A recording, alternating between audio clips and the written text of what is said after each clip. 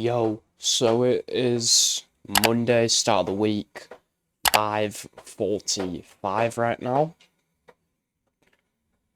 and I've already eaten, so right now we're just getting started with some cardio.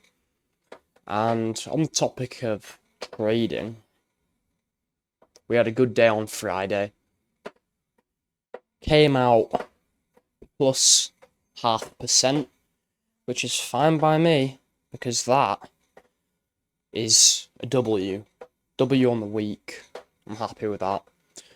Nothing to complain about last week, results-wise, except for Thursday. I was quite annoyed we didn't analyse the market properly, but we were just getting back into it after a little break last week. So, I mean, going into this week, I'm feeling alright. I'm just going to make sure I'm, like, in the zone for that 1 hour, hour and a half I need to be trading. So, that means getting to school early so that I'm not, like, trying to make my breakfast and trying to walk to school while I'm trying to trade.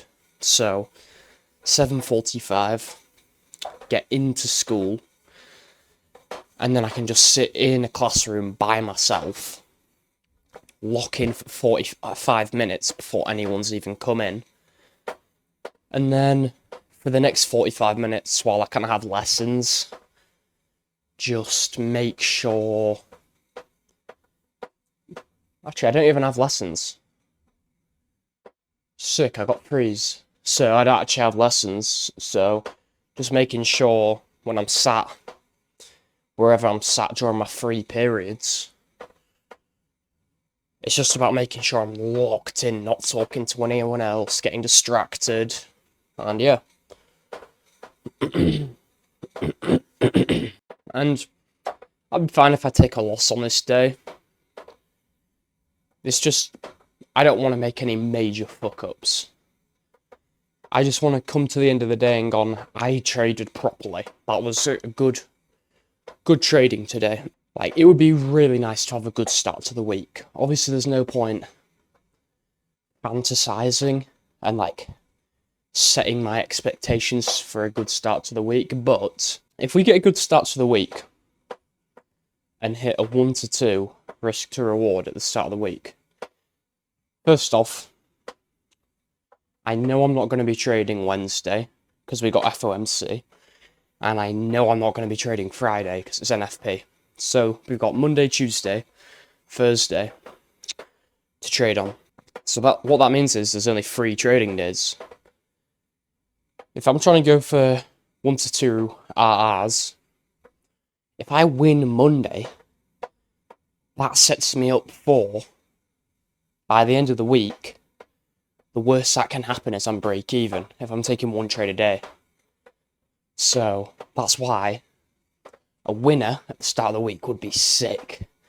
But again, it's just on paper. There's no point like wishing for that or anything, because if it don't happen, I don't want to be all sad about it because it might well not happen. The thing I realised is it's way better to target these 1 to 2s. For prop firms especially. Because if I'm trying to target 1 to 4s, my win rate's going to be way lower. And it was. When I started targeting 1 to 4s, my win rate, which my win rate on a demo was like 70%. Yeah, 70%. Because I was targeting like 1 to 2.5s at the maximum. Sometimes even 1.5s. But, you know, come on to the prop firms, and I do start with like a 1 to 2.5. But gradually, I'm sure you guys saw from the videos, I started going for like 1 to 3s, 1 to 4s. And that's when the big losing streaks would start happening. Because as soon as I start going for 1 to 4s, even 1 to 3s, my win rate dropped to about 30%, 40%, which is not good for prop firms. Not good for prop firms at all. So, it's just about keeping that realistic. And yeah, I think now I'm going to get on with the rest of my morning, and I'll see you guys for the pre-market analysis. Alright, so pre-market analysis. Let's just get into it. School is off because it is so snowy right now. So that's fucking great. That means I can just sit here and trade properly. Let's get into the charts. Right, so on the daily, we are in a downtrend, but we've taken out this level, swept it. We can look left, we can see we've swept this level, and we have shown a bit of rejection upwards. After breaking these, we've also come into this imbalance, but we did actually close outside of that, to be fair, so I don't really think that matters. But right now, you know, we're in this imbalance that was created. So you can see we've got fair value gap here. I think, to be honest, I think the daily could still push up a bit more, so my daily bias is probably bullish. But when we go on the 4 hour, here's the thing. If we take this range here, we're now in the upper 50% of this range. So I think I'm, you know, and we are still in a downtrend. So I think I'm going to look for shorts based off the 4 hour. And then the 1 hour. What's going on? Well, technically we're still in a downtrend until we close above here, which we haven't closed above this high. We're still in a downtrend, an uptrend. What? No, we're in a downtrend. Obviously we've inversed a few fair value gaps, but coming up into this top of this 4 hour range, I think, you know, we're now inside of this imbalance here on the 1 hour, and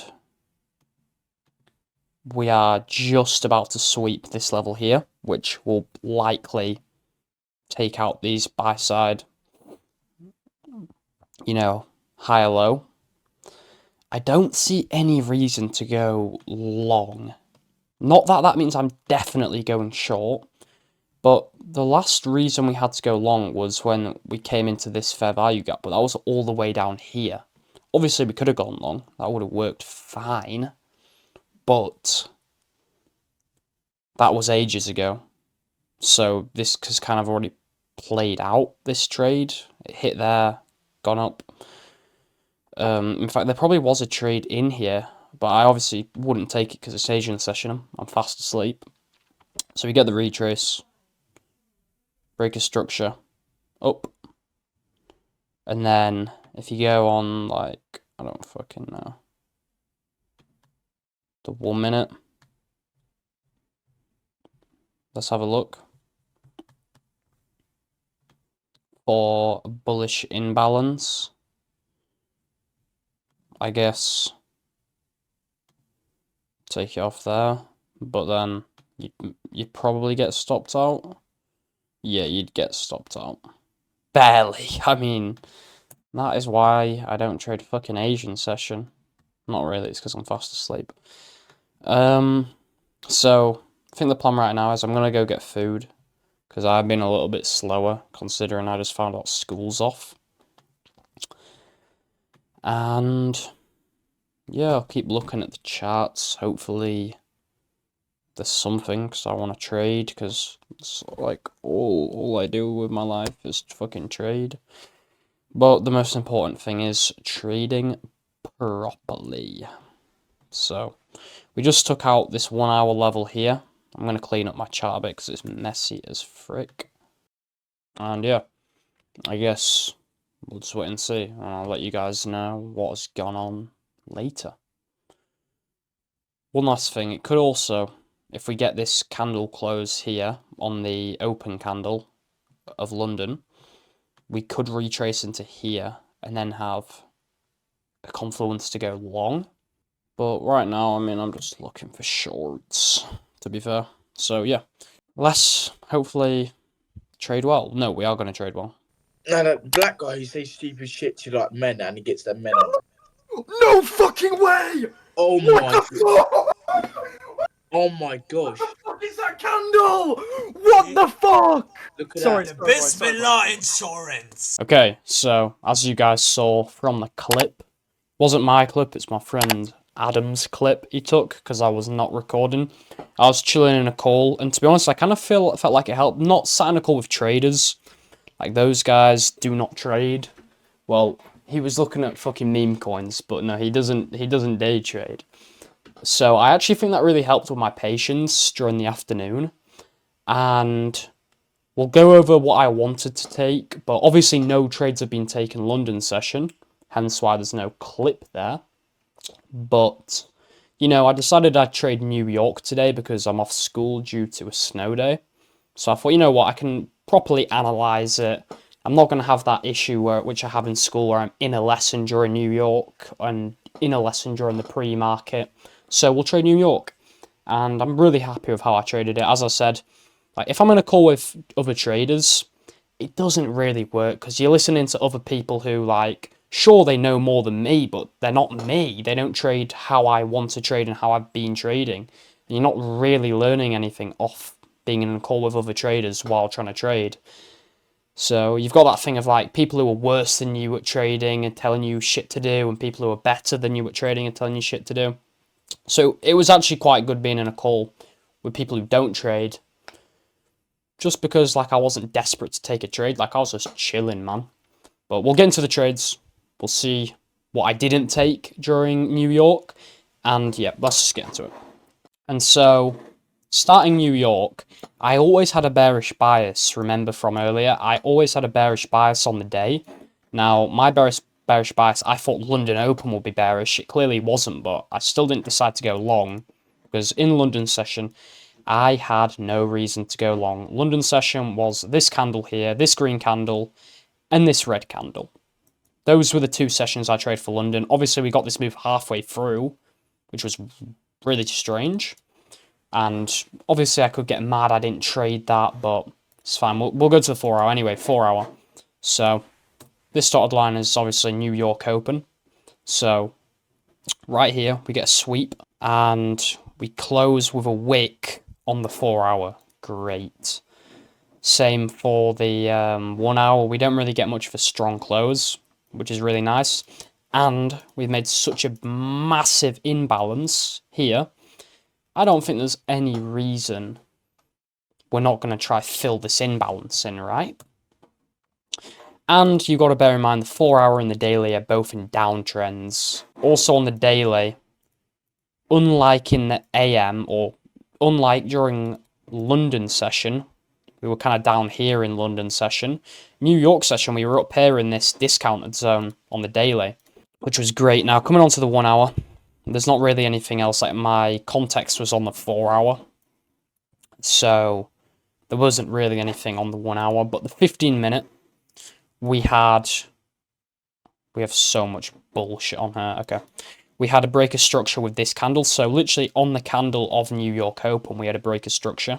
See, it closes below all of, well, this low here, but it even closes below those wicks, so it's a really strong close below. So I actually came on the 5 minute, and I'm pretty glad I didn't take this, because I was thinking, right, okay, maybe I'll take a 5 minute fair value gap, so I was so bored and nothing was setting up on the 1 minute, so I was like, all right, well, it almost retraced into there, let's just enter off here. I was going to enter like this. Bruv. I was genuinely considering it. I was going to do it off the 5 minute fair value gap and place, for some reason, the stop loss, I was thinking of placing it here. And with hindsight, I could have actually taken this trade, but, you know, if I put this up here on the top of the fair value gap, and I put this for a 1 to 2, like, starting there, I don't know. It would have played out fine because this was an insane volume as soon as I joined this trade. But I'm glad I didn't take it because that is not going to happen often. And 5 minute fair value gaps, they obviously in this situation it wouldn't take that long to play out, but they always take so long to play out, the 5 minute fair value gaps. It's just not fun to be in when I'm taking trades based off of 5 minute fair value gap. Obviously they help. It helps having the 5 minute fair value gap there, Like, we have this one. We don't get an immediate retrace, so wait for the second one to get hit. Nice. That could have been a really good entry. Yeah. Going like, boom. And then take profit, 1 to 2. Sure, that could have worked, but I want to look for a 1 minute fair value gap inside. Not inside, but... Well, I guess we did wait for it to come back down to this one here. But anyway, the main thing we took was the 1 minute fair value gap. You can see here, I've already drawn it out. 1 minute fair value gap. We had basically an immediate retrace, but I was like, I saw it pulling back down after barely touching it. I was like, I'm not risking it, whether it's going to go back up into that fair value gap. So we entered down there. Stops up here. TP. 1 to 2. On these. Super easy to target. And it just played out beautifully. It was such a good trade. Might be the best trade I've ever taken. Low key. So this is what happens when I'm patient. This is the thing. This is exactly what happens when I use patience in trading. So guys, use patience in trading. Because if I had taken a trade London, which was like a short, which, let's just recap London on the 15-minute real quick. We'll literally just recap which direction it went. London session opened 3 o'clock. Imagine if I took some retard short in London. The fuck? And then I wouldn't have let myself trade in New York. Because if I took the loss in London. That's why the patience is key. Let's fucking go. I earn this shit. It's really good. It's amazing. Amazing start to the week. Hopefully we can keep it up. But, you know, we're going to be break-even. At the worst case scenario now is break-even by the end of the week. Because we're only trading Tuesday and Thursday. Because Wednesday's FOMC, Friday's NFP. Let's fucking go, man. Let's go. That's it for today. I'll see you guys tomorrow. Mwah.